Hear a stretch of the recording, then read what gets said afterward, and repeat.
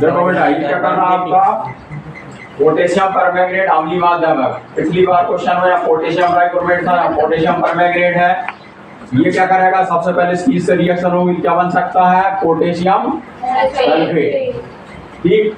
और अगर इसकी इससे क्रिया होगी क्या बन सकता है, मैग्नीज सल्फेट।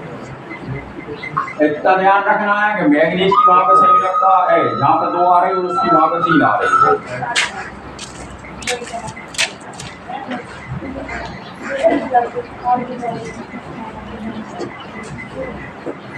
ऐसे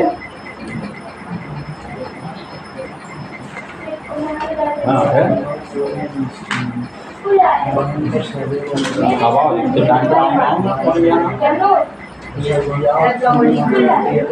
मैं कर लूंगा।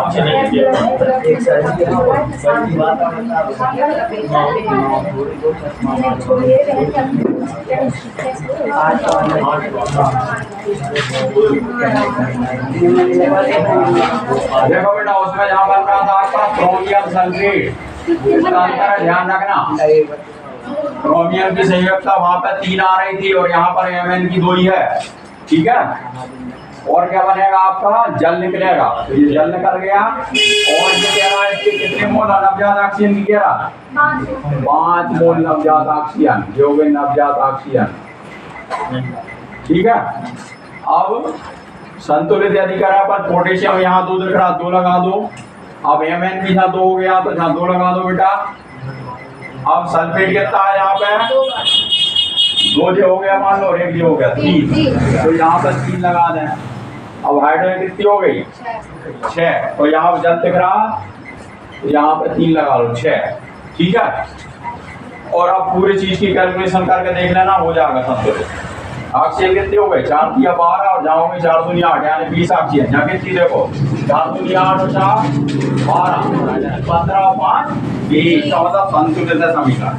अब देखो निम्न अपन ने पहले कहा ये अम्लीय माध्यम एक अच्छा ऑक्सीकारक है, इसके 2 मोल्स है। कितने मोल लिए इसके, 2 मोल्स है। 5 मोल नवजात ऑक्सीजन होती है उत्पन्न जो विभिन्न पदार्थों का। नंबर 1 में वही हो जाएगा फेरस लवण का, फेरस का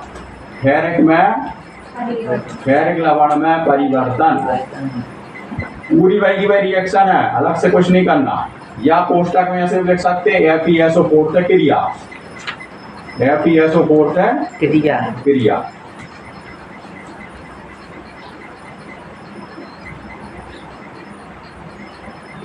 उसमें क्या करा था मैंने, सबसे पहले जो समीकरण लिए थे कि नहीं, ऊपर वाला समीकरण लेते कि नहीं, तो वो तो एक लेना ही अपने को, तो ये पूरा वही समीकरण चलेगा। इसको याद कर लो अच्छे से। 3 बार सल्फ्यूरिक अम्ल रहेगा इसमें, और क्या बनेगा, पोटेशियम सल्फेट प्लस 2 बार MnSO4 प्लस 3 जल के अणु और 5 नवजात। ये तो कॉमन है, सब में चलेगा। अब हमें क्या क्रिया कराना, फेरस की। ये फेरस सल्फेट हो गया, इसमें थोड़ा सा अम्ल डालते, जैसे कल भी अपन ने करा था परसों। तो क्या बना था, फेरस का क्या बना था, फेरस का फेरिक अर्थात Fe2SO4 होल्सराय, ये हो गया फेरिक लवण। और क्या निकल सकता, जल निकलेगा, बस एक चीज और भूल गए इसमें, नवजात ऑक्सीजन ऐड करना है। यहाँ पर नवजात ऑक्सीजन इसमें ऐड होगी बेटा, जब जाकर ऑक्सीकरण करेगी। अब कोई बात आई, आप चाहो तो समीकरण को दोनों को जोड़ कर लिख देना, और चाहो तो इतने से काम चल जाएगा। क्या करना चाह रहे हैं, इतना ही ठीक है। 2 समीकरण ऐसे लिख दो तो भी सही माना जाएगा, और अगर दोनों को जोड़ कर लिखोगे तो भी ठीक है, वो हो जाता सोने पे सुहागा, ठीक। एक समीकरण में जोड़ कर बता दे रहा हूँ, यदि आपको लग रहा है। पहले संतुलित करना पड़ेगा, फिर यहाँ 2 लगाओ। SO4 ये है, SO4 ये है, तो 2 और 1 3, तो जहाँ 3 SO4 दिख रहा है। अब देखें हम ऑक्सीजन, हाइड्रोजन जहाँ पे 2 है, जहाँ भी 2 है। ऑक्सीजन अगर देखा है तो ऑक्सीजन जहाँ पे 4 और 4 दूनी 8, 4 12 1 13, जहाँ 4 की 12 और 1 13, मतलब समीकरण आपका संतुलित है। अब अगर जोड़ना हो तो क्या करेंगे, जो तिरछे में वो कट जाते, क्या करना चाहिए, 5 का गुणा होगा। 5 ऑक्सीजन जहाँ 5 नहीं है, तो पूरे समीकरण में 5 का गुणा, और 5 का गुणा हो जाएगा। जो 5 से ऑक्सीजन से 5 ऑक्सीजन कट गए, और कुछ कट रहा क्या, नहीं कट रहा, जोड़ दो 2KMnO4 प्लस ये कितना आएगा 10, 5 दूनी 10 हो गया ना, FeSO4। उसके बाद में सल्फ्यूरिक अम्ल 3J और ये कितने 5, 5 3 8 बार सल्फ्यूरिक अम्ल, और उसके बाद K2SO4 और ये आ गया आपका Fe2SO4 होल थ्राइस 5 बार, और उसके बाद में 2MnSO4 और 3 और 5 8 जल के हम तो टोटल समीकरण भी लिख सकते। नहीं आ रहा किसी कारण तो 2 से काम चल जाएगा। ठीक, अब दूसरी रिएक्शन क्या थी, Ki के साथ क्रिया, Ki से क्रिया, या वही हेडिंग डालना आपको, आयोडाइड का आयोडीन में परिवर्तन, आयोडाइड का आयोडीन में परिवर्तन।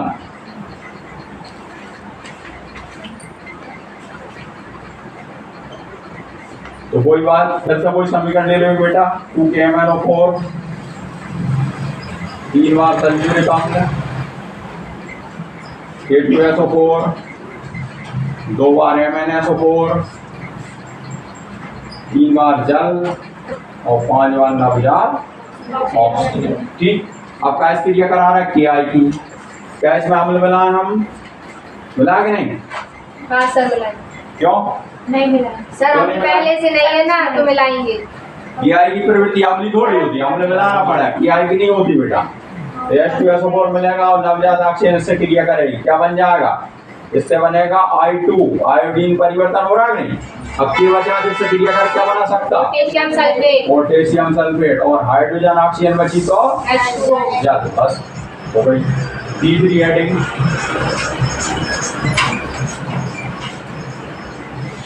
ऑक्सैलिक अम्ल वाली ले लो, चलो ऑक्सैलिक अम्ल, इसमें कौन कौन दी, फेरस की दी, ऑक्सैलिक अम्ल की, आयोडाइड की, H2S की, चलो H2S वाली दे दो। तीसरी हो गई आपकी H2S से क्रिया, कोष्टक में क्या हो जाएगा, H2S का S में परिवर्तन। तो कोई रिएक्शन लेना बेटा, 2KMnO4 3 बार सल्फ्यूरिक अम्ल, देखो बहुत से स्टूडेंट को समझ नहीं आ रही हो तो ज्यादा दिमाग में नहीं लेना, इसके अलावा क्वेश्चन इस अध्याय में है ना, इसके अलावा भी क्वेश्चन है बहुत सारे, वो सभी इंपॉर्टेंट है। ये तो 50-50 चांसेस का आ भी सकता और नहीं भी आ। H2S से क्रिया हो रही है, अब बताओ इसमें अम्ल मिलाऊंगे? नहीं, अम्ल नहीं मिलेगा, क्योंकि H2S की प्रवृत्ति खुद अम्लीय होती है, ठीक है, इसलिए अम्ल नहीं मिलेगा बेटा। तो डायरेक्ट हम क्रिया कराएंगे नवजात ऑक्सीजन से। अब नवजात ऑक्सीजन जैसे रिएक्शन करेंगे, इसको काम बदल देगी सल्फर में, लिखा ही है H2S का S में परिवर्तन, और क्या निकलेगा, जल निकल जाएगा, बस हो गई रिएक्शन। इतनी करना है, तीनों सालों की फोटो भेज दो, इसकी चौथी रिएक्शन आप बता रहा हूँ, फोटो भेज दो इसकी। अब चौथी थी, उसमें क्या थी, ऑक्सैलिक अम्ल से क्रिया, ठीक है। तो चौथी रिएक्शन आप वही वो ले ले रहा, ऑक्सैलिक अम्ल से क्रिया। तो चूंकि सब एक सी रहेंगे उसके जैसी, तो दोनों याद करने में सहूलियत रहेगी। सर अगर उसने बोल के दे दिया तो इसकी इससे क्रिया बिल्कुल देगा ही, आया था देखो एक साल, सर एक साल ऐसा क्वेश्चन आया ही था।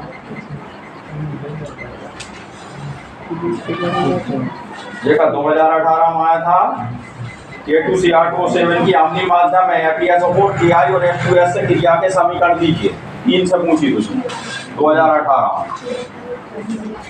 ये तो बहुत पुरानी है, और भी आया था, और परीक्षकों को तो संख्या पे हो गए। पोटेशियम परमैंगनेट भी आपको कई बार। अब चौथी हेडिंग हो जाएगी आपकी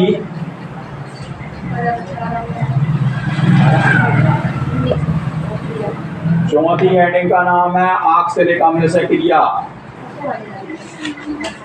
ऑक्सैलिक अम्ल, इसका सूत्र होता है C2H2O4 से क्रिया, ठीक है। या फिर ऑक्सैलिक अम्ल का परिवर्तन कायम है, ऑक्सैलिक अम्ल का CO2 में परिवर्तन, ऐसी हेडिंग परसों भी थी, देखी वो ध्यान से। तो एक रिएक्शन वही आ गई KMnO4 3 बार सल्फ्यूरिक अम्ल K2SO4, 2 बार MnSO4, 3 बार जल और 5 बार नवजात ऑक्सीजन।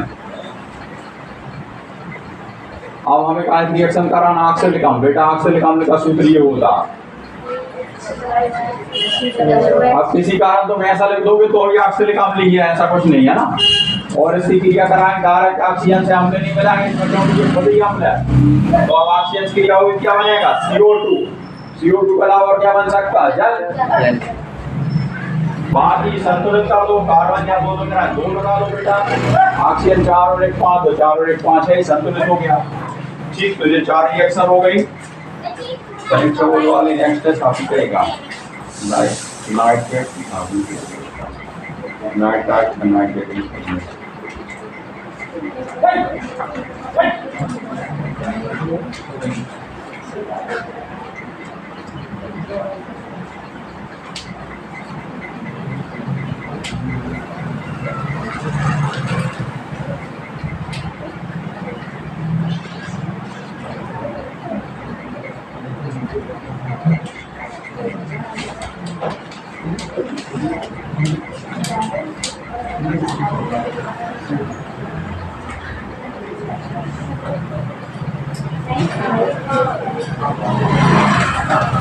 अब देख लो इनकी उदासीन माध्यम और क्षारीय माध्यम में बेटा रिएक्शन।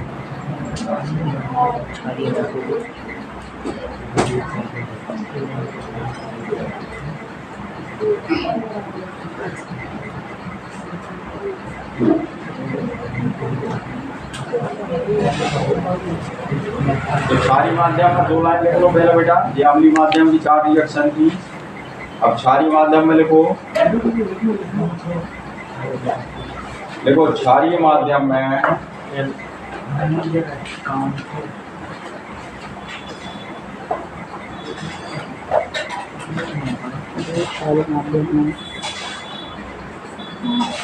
MnO4 MnO2 में अपचयित हो जाता है। MnO2 में अपचयित हो जाता है। अपचयित हो जाता है तथा 3 मोल नवजात ऑक्सीजन देता है। 3 मोल नवजात ऑक्सीजन देता है।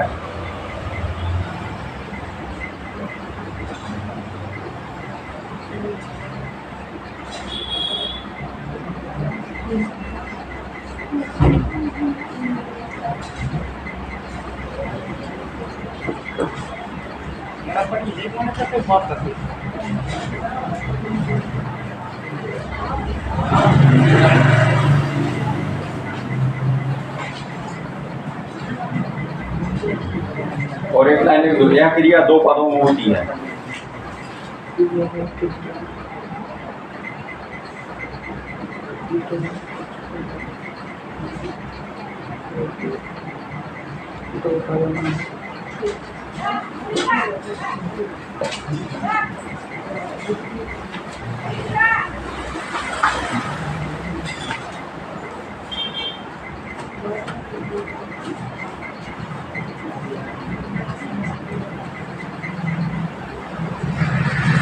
अब क्षारीय माध्यम में देखो, तो क्षारीय माध्यम में हमने सबसे पहले यहाँ पे लिया KMnO4, ठीक है। अब इसमें डालने पर थोड़ा सा क्षार मान लीजिए हमने डाल दिया KOH, जो हो गया क्षार, ठीक है। अगर इसकी हम रिएक्शन करा बेटा तो K और बढ़ रहा तो यहाँ हो गया K2MnO4, ठीक है। और क्या निकल सकता है इसमें? पानी। तो ये था आपका परमैंगनेट, और वो क्या बन गया? क्या बन गया? पोटेशियम मैग्नेट है ये। मैग्नेट की वैलेंसी 2 होती है, MnO4 के 2 वैलेंसी इसमें, तो मैग्नेट है। एक वैलेंसी में परमैंगनेट होता बेटा। ये बन गया आपका। अब ये क्या करेगा? पुनः K2MnO4 पुनः क्या करेगा? जल से क्रिया कर लेगा ये, और जल से क्रिया करके काम बदल जाएगा MnO2। इसको क्या बोलते हैं? Manganese dioxide. ठीक है, और क्या निकल सकता है इसमें? सर नवजात ऑक्सीजन। हाँ, नवजात ऑक्सीजन निकलेगी। नवजात ऑक्सीजन तो निकलेगी 3 मोल नवजात ऑक्सीजन।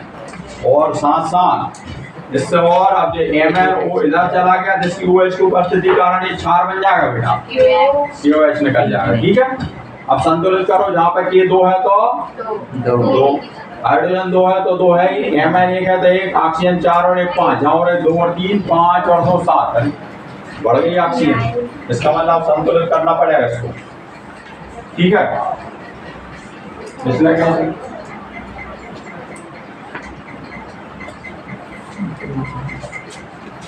1 मोल नवजात निकलेगी, 2 मोल जहाँ निकलती है ऊपर। ठीक है, क्योंकि ये संतुलित देखो, जहाँ पोटेशियम 2 लग गया तो जहाँ 2 है, Mn 2 है तो यहाँ पे Mn कितना दिख रहा, यहाँ 2 लगाना पड़ेगा ना, Mn 2 हो जाएगा। ठीक, 2 हो गया, लेकिन अब पोटेशियम यहाँ 4 है तो जहाँ 2 लगा दो, 2J 4।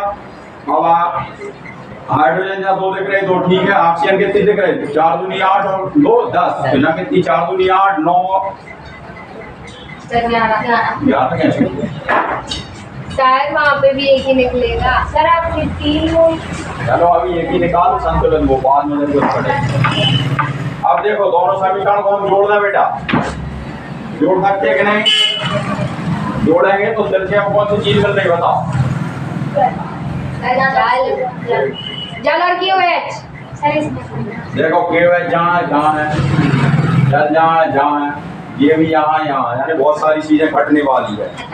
तो अब लेकिन यहाँ पे देखो ये कितनी बार है, 1 बार, और ये कितनी बार है, 2 का गुणा होगा कि नहीं? इस समीकरण में 2 का गुणा होगा, जब कटेगी तो यहाँ पे 2 का गुणा कर दो, 2 का गुणा करेंगे तो ये 2 बार हो गया, ये 2 बार कट गया। अब देखें अपन सर जल QH जहाँ पे कितना है 2 और जहाँ पे कितना 4, तो 2 कट गया, 2 बच गया, समझ रहे कि नहीं? जहाँ 4 था तो 2 कट गया और 2 बच गया, इसलिए उसको नहीं काट रहे। और कौन सी चीज कट सकती है इसमें? सर जल। जल। सर लेकिन जल 2 बार है सर, वहाँ 1 बार है। वहाँ पर क्या लिख रहा? सर नीचे तो नीचे तो शरीर चला जाएगा, ये बन जाएगा। बिल्कुल सही बात है। हाँ सर। ये 1 जल है, ये 2 जल है, तो 1 जल इसका कट गया, 1 इसमें बच गया। और कोई चीज कट रही क्या? सर हो गया। कुछ नहीं कट रही। अब यहाँ देखो 2KMnO4, 1 बार जल बचा बेटा यहाँ पर, और क्या बचा यहाँ पर? MnO2 2 बार, और 2 नवजात ऑक्सीजन और 1 जेल, कितनी हो गई? 3 नवजात ऑक्सीजन। सर ये लास्ट में निकलेगी नवजात। उससे कुछ नहीं, आगे पीछे निकल जाए, कोई दिक्कत नहीं। ठीक है ना, ऐसा कोई जरूरी नहीं हम लास्ट में निकालें। और कहने का अर्थ ये हुआ कि अगर हमें 2 पदों में नहीं याद हो रहा बेटा, ये समीकरण मान लो थोड़ा डिफिकल्ट लग रहा, 2 पदों में याद हो रहा, तुम तो एक ही याद कर लो, ये वाला ये सही रहेगा। हम डायरेक्ट लिखेंगे कि जो पोटेशियम परमैंगनेट है वो MnO2 में परिवर्तित हो जाता है और 3 मोल नवजात ऑक्सीजन देता है। तो एक समीकरण से ही काम चल जाएगा, जरूर नहीं ऊपर वाले 2 लिखें आप। Yes sir. ठीक है, एक समीकरण लिख देना। अब इसको उदाहरण देखना हमें, जैसे मान लीजिए सबसे पहला है, पहला पॉइंट है इसका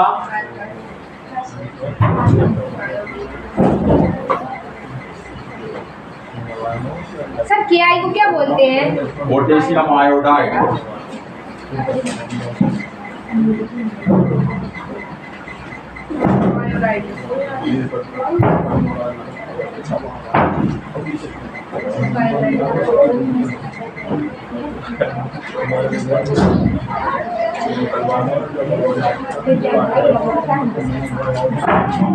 ठीक है, पहला पॉइंट हो जाएगा KI का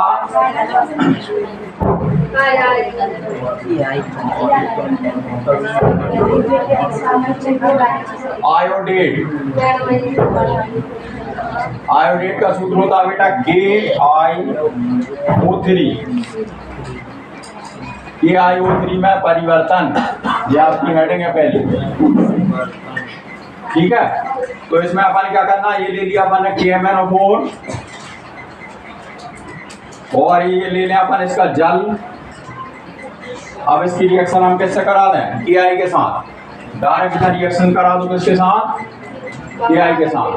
अब वो KI को क्या बदल रहा है? देखो ये रिएक्शन लिख रहे हैं हम, क्योंकि ये दो नहीं लिख रहे हैं हम, ज्यादा झमेले में पड़ जाएंगे, इसलिए हम ये इधर वाली लिख रहे हैं। और उसकी काज क्रिया करा रहे हैं, KI से करा रहे हैं। KI को क्या बदलता? ये देखा KiO3 बस ये बन गया आपका। और क्या बन सकता है? और अगर ये MnO2 है तो ये क्वेश्चन यहाँ निकल गया, वही MnO2। और क्या बन सकता है? सर छार निकलेगा। छार तो निकलेगा ही, क्योंकि वो एक बचा कुल मिला के ये चीजें तो आएगी पूरी। अब अंदर क्या हुआ? नवजात ऑक्सीजन नहीं आई। नहीं आए। क्यों नहीं आई? कारण इसलिए नहीं आई क्योंकि वो तो ऑक्सीकरण कर रहे उसका, इसलिए गोल हो जाएगी। तो तुम्हें ऐसे याद रखना है, समीकरण वही का वो आएगा, लेकिन अंतर इतना है कि यहाँ पर KI जुड़ रहा है और ऑक्सीजन की जगह KiO3 जुड़ रहा है। इस तरह से ये याद हो पाएगा, है ना? वैसे नहीं याद हो पाएगा, इस तरह के परिवर्तन होगा। ठीक। अब ये दूसरा देख लो, एथिलीन ग्लाइकॉल का क्रिया। तो एथिलीन ग्लाइकॉल का सूत्र क्या होता? CH2 डबल बॉन्ड CH2 और दो बार OH जोड़ दो, ये है एथिलीन ग्लाइकॉल। अब इसको हम क्या करें? इसका क्षारीय माध्यम में ऑक्सीकरण हो रहा, तो जल और ऑक्सीजन से क्रिया होगी नवजात ऑक्सीजन से, और यहाँ पर क्षारीय KMnO4 उपस्थित रहेगा बेटा। तो क्या बन सकता है इससे?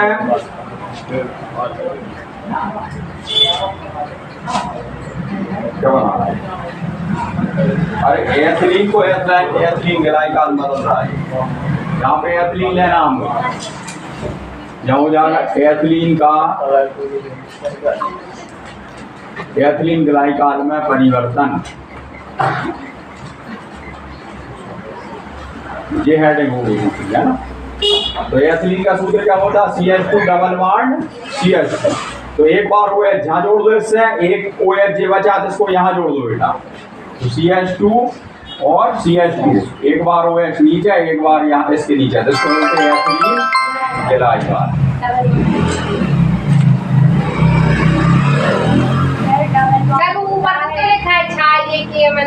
Double bond.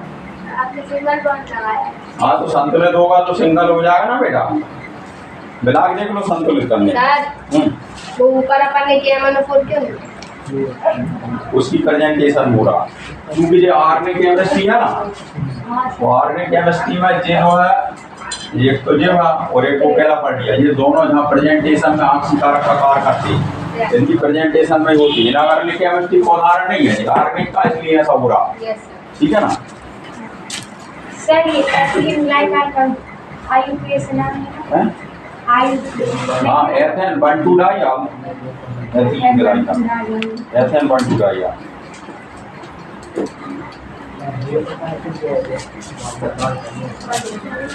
वैसे तो ऑक्सीकारक और भी पूछेगा आपका अम्लीय माध्यम का, लेकिन अपन ने क्षारीय माध्यम में देख लिया। अब एक है उदासीन माध्यम, और लिख लो बेटा। एक जो विकल्प बन सकता है इसमें मिल गया, एक नोट कर लो बेटा। 1% तनु क्षारीय KMnO4 के विलयन को नोट कर लो, ये विकल्प में आ सकता क्वेश्चन। 1% तनु क्षारीय KMnO4 के विलयन को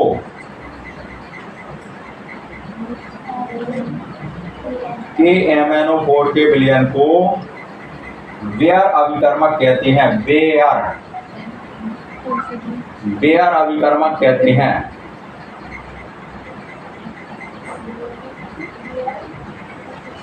बेयर अभिकर्मक।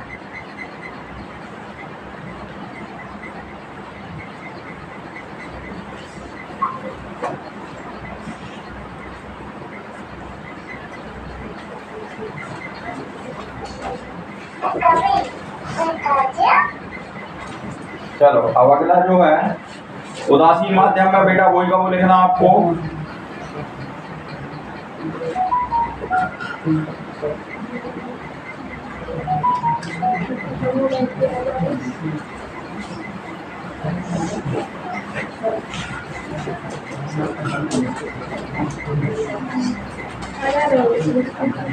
जो क्षारी माध्यम में लिखी ना रिएक्शन, वही उदासीन माध्यम में लिखना, और हिंदी में वही लिखना आपको। जहाँ क्षारी शब्द लिखा वहाँ उदासीन लिख देना बस। उदासीन माध्यम में अपन क्या लिखेंगे, KMnO4 अच्छा ऑक्सीकारक होता है, इसके 2 मोल्स है, नहीं कितने मोल्स, यहाँ 2 मोल्स है, 3 मोल नवजात ऑक्सीजन उत्पन्न, वही का वो लिखना, कुछ नहीं करना आपको। और समीकरण कौन सा लिखना आपको, ये वाला, यही करें। इसके 2 मोल से कितनी बन रही है, 3 मोल नवजात ऑक्सीजन उत्पन्न। तो कुल मिलाकर वही का वो है, जहाँ रिएक्शन थोड़ी बहुत अलग हो सकती है का।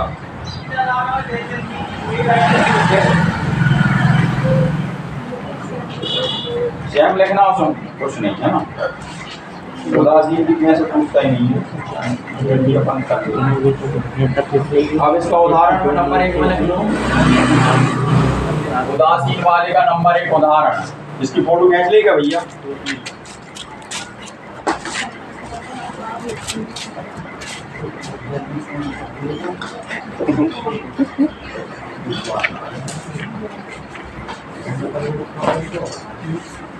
नंबर 1 में दिया आपके H2S का S में परिवर्तन।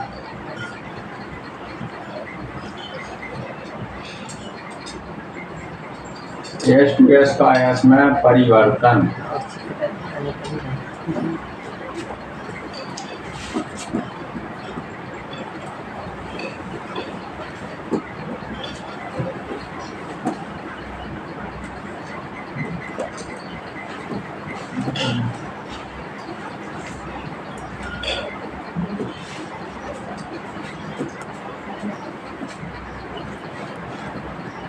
KMnO4 हो गया आपका। ये क्या कर रहा है आपका बेटा, डायरेक्ट ही इसकी रिएक्शन कर लें बन, H2S से क्रिया करेगा।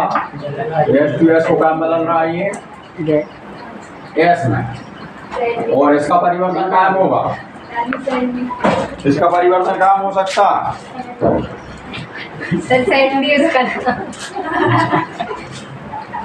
सैंडी नाम, गाय का नाम सैंडी।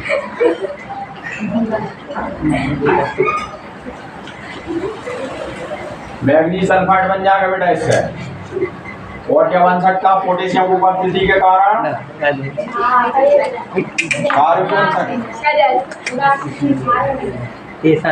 पोटेशियम सल्फेट बना रहा है, पोटेशियम सल्फेट। और आपकी पानी संतुलित कर दो, यहाँ पर 2 लगा दो, यहाँ भी 2 लगा दो। अब सल्फर बढ़ के हो रही है, पोटेशियम 2 Mn2, सल्फर 2 और 3।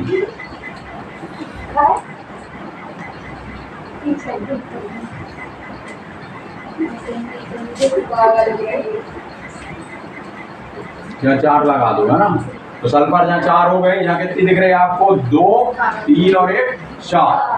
अब हाइड्रोजन यहाँ कितनी है, 8, और यहाँ कितनी है 2, तो 4 का गुणा कर दो आप। इस तरह ये समीकरण करना आपको सारी वाला है ना।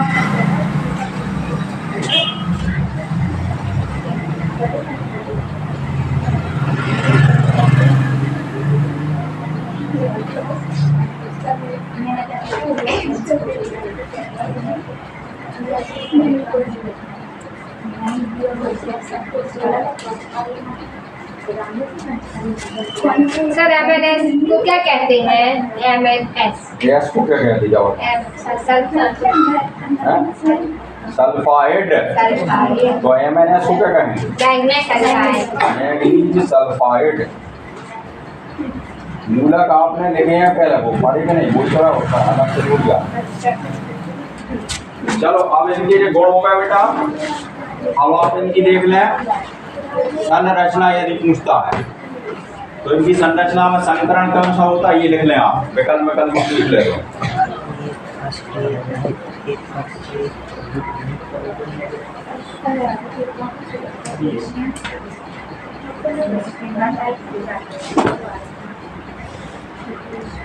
पोटेशियम मैग्नेट में लिखें आप, परमैंगनेट।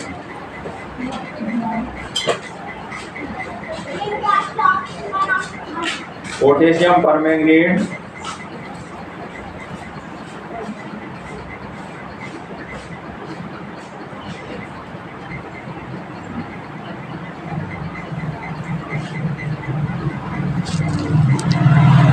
तथा पोटेशियम मैग्नेट दोनों की संरचना चतुष्फलकी होती है।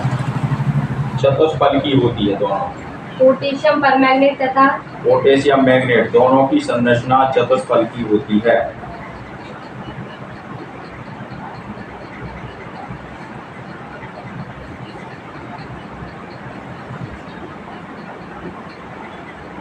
फिर आगे देखें,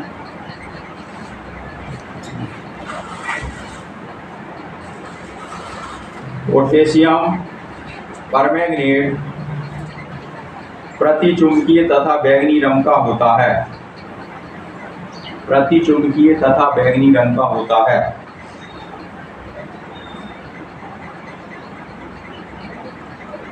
जबकि पोटेशियम मैग्नेट अनुचुंबकीय और हरे रंग का होता है।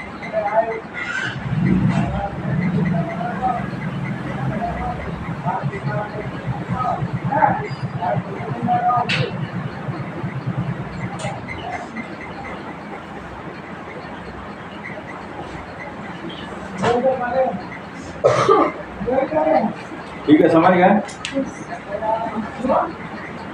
यानी जो इसकी संरचना कैसी बनेगी, चतुष्फलकी कैसे बनेगी? Mn रहेगा बीच में। अब Mn के साथ ऑक्सीजन, ऑक्सीजन, ऑक्सीजन और ऑक्सीजन। तो ऑक्सीजन जो है कितने इलेक्ट्रॉन ले सकती है? 2। देखो Mn के बाद हम बोला 6 इलेक्ट्रॉन है मान लीजिए, तो वो क्या करेगा? 2 इलेक्ट्रॉन इस ऑक्सीजन के साथ, 2 इलेक्ट्रॉन इस ऑक्सीजन के साथ, 1 इलेक्ट्रॉन इस ऑक्सीजन के साथ और 1 इलेक्ट्रॉन इस ऑक्सीजन के साथ।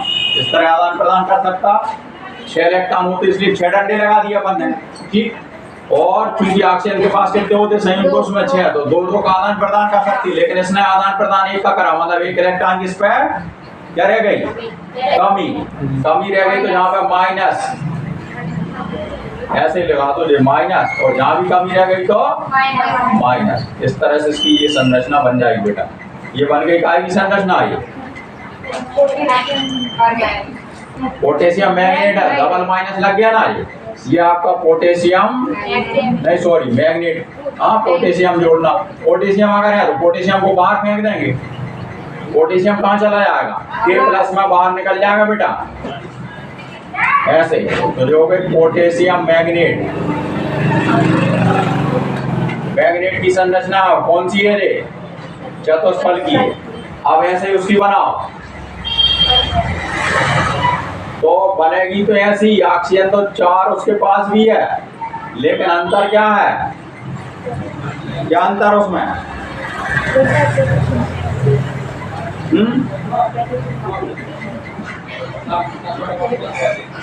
परमैंगनेट में यहाँ पे देखो 3 जगह लग जाएगा आपका। डबल बॉन्ड कितनी जगह लगेगा? 3 जगह। और 1 जगह रहेगा आपका सिंगल।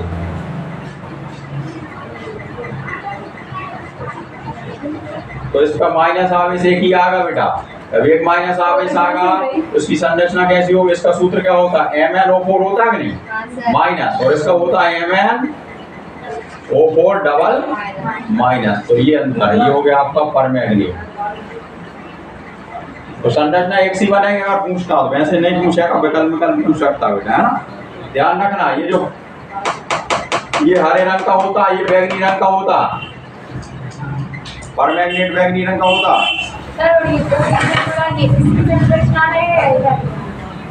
तो किसी की इसके साथ तो 2 बार आएगा, इसके साथ जुड़ेगा तो 1 बार आएगा, K+ निकलेगा। ये अंतर है। अब पोटेशियम डाइक्रोमेट की संरचना और लिख लो यदि पूछ ले तो पहले पढ़ दोगे ना उसकी। पोटेशियम डाइक्रोमेट किस रंग का होता? गुण में पढ़ा था भौतिक गुण। पोटेशियम डाइक्रोमेट कौन से रंग का होता बेटा? नारंगी। याद रखो, विकल्प में क्वेश्चन ऐसे पूछेगा हर क्वेश्चन। चलो इसको लिख लें आप। पोटेशियम क्रोमेट की संरचना चतुष्फलकी होती है। सर तीनों की चतुष्फलकी। पोटेशियम क्रोमेट की संरचना चतुष्फलकी होती है, जबकि डाइक्रोमेट की संरचना दो चतुष्फलकी संरचनाओं की साझेदारी होती है। जबकि डाइक्रोमेट की संरचना दो चतुष्फलकीय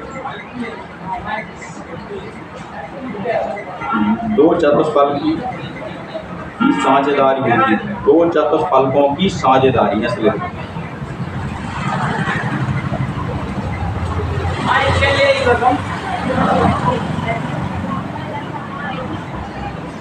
यस सर हो गया।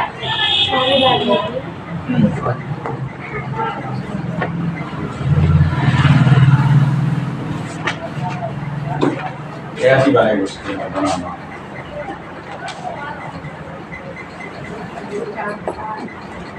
ये क्रोमियम हो गया। अब ऑक्सीजन ऑक्सीजन ऑक्सीजन ऑक्सीजन, ठीक है।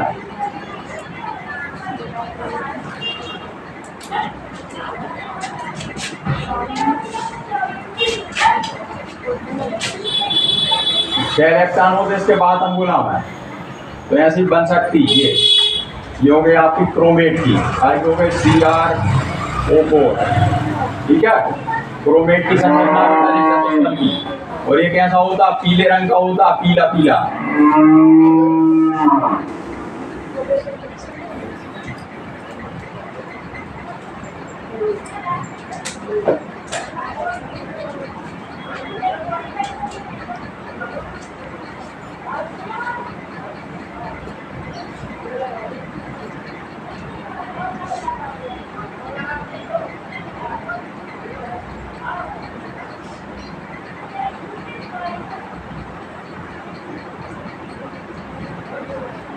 अब इसके पास 7 ऑक्सीजन है ना बेटा, तो 7 ऑक्सीजन है तो कैसे जुड़ेगी? इधर इधर इधर इधर इधर इधर और एक बीच में। लेकिन इसके पास इलेक्ट्रॉन कितने?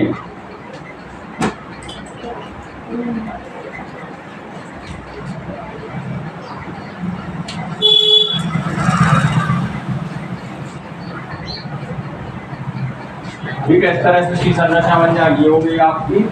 और ये कैसे रंग का होता है? ये हो गया सूत्र इसका Cr2 डबल माइनस होता है इसका भी बेटा। तो माइनस कहाँ जा रहा है आपका? एक इसके साथ जाएगा, एक इसके साथ जा रहा है, डबल माइनस हो गया, ठीक। और इसका रंग होता है नारंगी। ध्यान रखना, नारंगी रंग का होता है।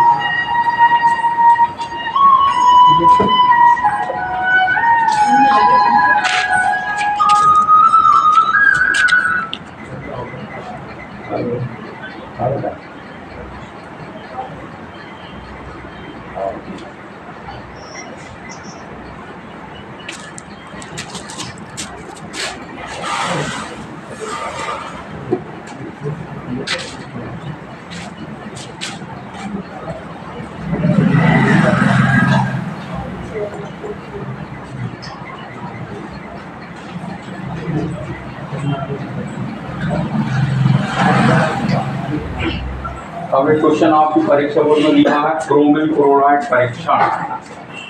वो समझा नहीं रहा फिर आप कैसे? क्रोमिल क्लोराइड परीक्षण।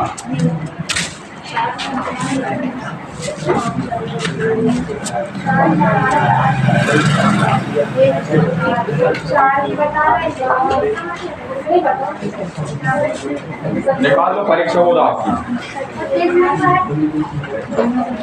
पेज नंबर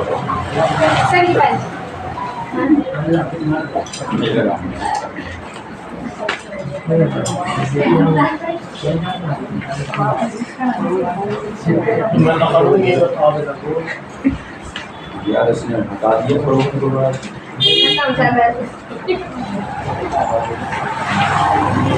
इसने हटा ना, ये दिया नीचे दिया। 82 नंबर पेज पे 8वां क्वेश्चन है आपका, क्रोमिल क्लोराइड परीक्षण को समझाइए।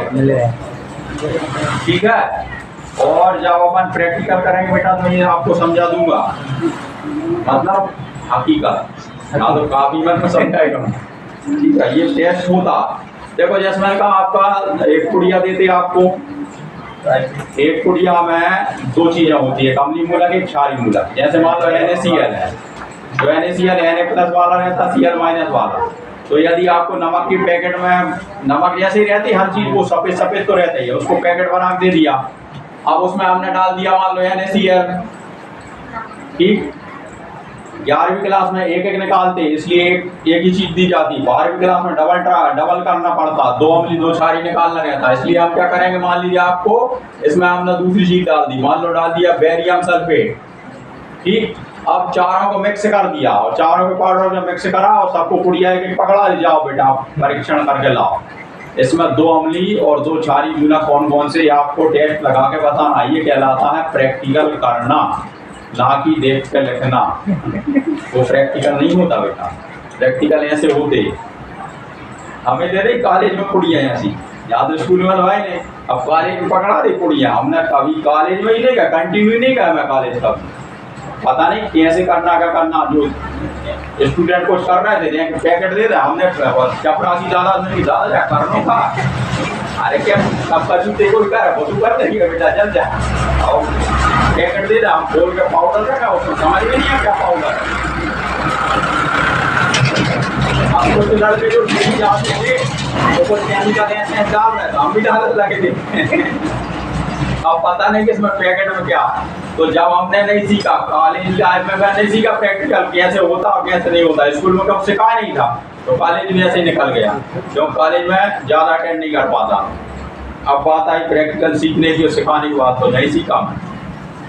मैडम जी चंद्रा खरे मैडम आए तो उसने कहा प्रैक्टिकल सारी कराई। मैंने कहा मैडम मैं तो नहीं करा सकता। अरे भाई क्यों नहीं करा सकते, पहले किताब में पढ़िए और फिर आप उसको करके देगी, और ज़्यादा सी तो देवी सिंह चौहान की आप हेल्प ले ली।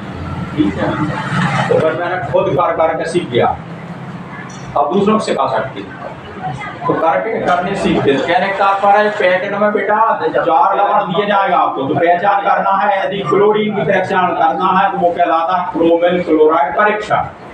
इसका उपयोग कहाँ किया जाता है, क्रोमिल क्लोराइड परीक्षण उपयोग किसी लवण में उपस्थित क्लोरीन की पहचान करने के लिए किया जाता है।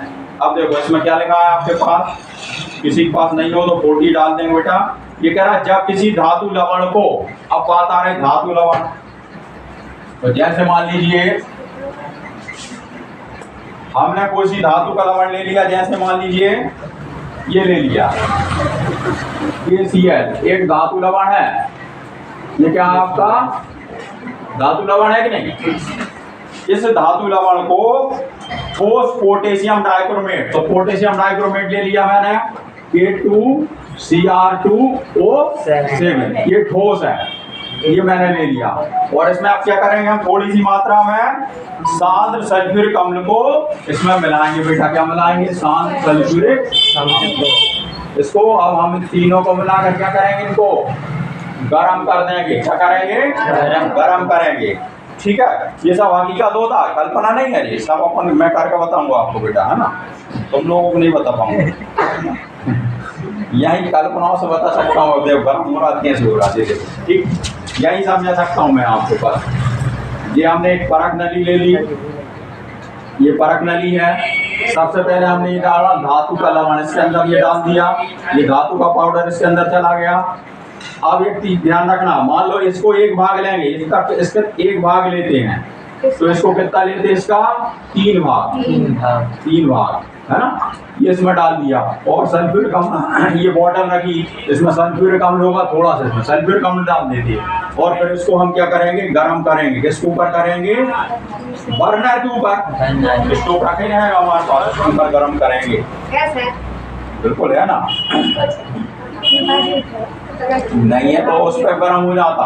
जो रहती चिमनी, चिमनी अपनी भाषा में चिमनी, उसको विज्ञान भाषा में बोलते हैं स्प्रिट लैम्प। स्प्रिट लैम्प से भी गर्म हो सकता है। उसमें अल्कोहल भर दो थोड़ा सा और आग ही लगा दो, हो जाएगा। घास का तेल नहीं भरते, अल्कोहल तो रहता है प्रयोगशाला। अरे अल्कोहल है ना, अल्कोहल आग लगा देगा। आपको क्या कह रहा है आपका, इसको जब इसके साथ गर्म किया जाता है तो बेटा इसमें क्रोमिल क्लोराइड की नारंगी रंग की बास बनती। क्या बनती है? Chromyl chloride. क्रोमिल क्लोराइड का फार्मूला क्या है? Cr के साथ ऑक्सीजन 2 बार और क्लोरीन 2 बार। इसको कह रहा है क्रोमिल क्लोराइड। Chromyl chloride. अब जो गैस रंग की निकल रही है, नारंगी बास बन रही है बेटा इसकी, ये बनेगी। और क्या निकलेगा इसमें? जल तो निकलेगा, वो तो 99% निकलता ही है। अब देखो यहाँ पर पोटेशियम भी है, सल्फेट भी है, तो यहाँ पर निकल जाएगा पोटेशियम बाई सल्फेट निकल रहा है इसमें। पोटेशियम बाई सल्फेट, H जुड़ जाता बाई हो जाता ना, बाई सल्फेट। अरे पोटेशियम सल्फेट का सूत्र क्या था? K2SO4 था कि नहीं? अब बीच में एक H जुड़ गया, H जुड़ने से ये बन गया बाई सल्फेट। ठीक है, ये बन जाता। और क्या निकल जाएगा? पानी। अब देखो ये तो समीकरण हो गया। अगर यहाँ पर देख रहे थे तो हमने क्या करा, तीनों चीजों को मिला, जब गर्म करा तो इसमें क्या निकली है? नारंगी रंग की बास। कैसे निकली? नारंगी बास तो निकली। अब जो ये बास तो निकल रही है, हम इसको क्या करेंगे, एक दूसरी परख नली लेंगे और उसमें किसमें डालेंगे इस बास को। ये मान लो मेरे पास एक दूसरी परख नली, इसमें भरा NaOH का विलयन। क्या भरा इसके अंदर? तो इस बास को मैं इसके अंदर डालूंगा, इसके अंदर डालेंगे। और डालेंगे कैसे? नहीं, दोनों परख नली ऐसे कनेक्ट कर देंगे। ऐसे करना पड़ेगा, प्रैक्टिकल करेंगे तो ऐसे करना पड़ेगा। जिसको इसको पकड़ के ऐसे कर देंगे तो उसकी बात निकल के इसमें जाएगी। अब जैसे ही जाएगी, देखो NaOH का कलर होता है वो मटमैला टाइप का, मतलब व्हाइट जैसा होता है। ठीक है, लेकिन जैसे इसके अंदर ये बात हो जाएगी तो इसका कलर कैसा हो जाएगा? हल्का पीला। कैसा हो जाएगा जी? हल्का पीला, पीला कलर बन जाएगा इसका बेटा। तो अब हमने क्या करा, ये बांस पा रही थी, इस बांस को लेके आओ यहाँ पर। ये क्रोमिल क्लोराइड की बात पा रहे, इसमें क्षार मिला दिया थोड़ा सा। तो जैसे क्षार मिला, क्या बन गया? क्षार मिलाने से सोडियम क्रोमेट। क्या बन गया? Sodium chromate. ये हो गया सोडियम क्रोमेट। तो कैसा होता? पीला रंग का होता, हल्का पीला। ये बन गया। और क्या निकल सकता है इसमें? क्लोरीन है, सोडियम है, तो NaCl तो निकलेगा ही निकलेगा, निकलेगा कि नहीं? और बाकी बची हाइड्रोजन, तो हाइड्रोजन पानी के साथ निकल जाएगी बेटा। तो इसका रंग कैसा हो गया? हल्का पीला हो गया। ये हल्का पीला हो गया। अब हमने इसमें क्या करा, इसको हमने इसमें थोड़ा सा क्या मिलाएंगे, इसमें लिखा देखो, पीले रंग का विलयन प्राप्त होता जो एसिटिक अम्ल की उपस्थिति में लेड एसीटेट मिलाने पर। अब देखो इसमें हमने क्या करा, इसमें हम मिला रहा है लेड एसीटेट। एसीटेट का फार्मूला याद है क्या? CH3COO। और लेड का सूत्र होता PV की संयोजकता 2, तो ये हो गया लेड एसीटेट। लेड किसकी उपस्थिति हो रही है? एसिटिक अम्ल की उपस्थिति में। अच्छा, उपस्थिति का मतलब क्या समझते हैं? उपस्थिति मतलब अरे मान लो ये प्रयोगशाला हम गए तो वहां तो बहुत सारी चीजें रखी, तो सब प्रेजेंट है। तो इसका मतलब क्या हुआ? ये भी प्रेजेंट है। नहीं, प्रेजेंट भाई में डाला जाता। उपस्थिति का मतलब ये नहीं होता कि वो वहीं बैठा बेचारा। नहीं तो ऐसे प्रयोगशाला में बहुत सारी चीजें रखी तो वो सब प्रेजेंट है, सबकी प्रेजेंट में हो रही, इसका मतलब रिएक्शन नहीं, ऐसा नहीं होता। इसका मतलब होता है इस परख नली में जो हमें जो हल्का पीला रंग आया ना, अब इसमें हम क्या डाल रहे हैं? एसिटिक अम्ल भी डाल रहे हैं और लेड एसीटेट भी डाल रहे हैं। दोनों इसके अंदर मिक्सिंग करेंगे। जैसे मिक्सिंग करेंगे तो इसका रंग हो जाएगा हल्दी जैसा पीला, हल्दी पीला। यानी जैसी हल्दी होती ना, बिल्कुल एकदम पीला छम इसका कलर आएगा। तो ये बन जाएगा लेड क्रोमेट। अब क्या बनेगा देखो, ये क्रोमेट लेड से क्रिया करेगा, क्या बन जाएगा? Lead chromate. ये बन गया आपका लेड क्रोमेट। ठीक, और फिर क्या निकल जाएगा इसमें? ये सोडियम से क्रिया करेगा तो सोडियम एसीटेट निकल के बाहर। नहीं, इसकी यहाँ सॉरी लेड की संयुक्त अब 2 है, बस इसके ही आ गए। लेड क्रोमेट बन गया बेटा, लेड क्रोमेट। तो ये रिएक्शन है ना, इसमें जैसे ही मिलाएंगे तीसरे पात्र में करके जैसे ही मिलाएंगे ना, तो इसका रंग आ जाएगा बिल्कुल हल्दी जैसा पीला। यदि ऐसी 3 रिएक्शन करने के बाद हमें हल्दी जैसा पीला रंग आ रहा है, इसका मतलब इसमें क्लोरीन उपस्थित है, अन्यथा नहीं है। इस तरह से इसकी पहचान की जाती है। तो ये कहलाता क्रोमिल क्लोराइड परीक्षण। सर ये 3 बार क्या मिलाएगा? नहीं, ये 2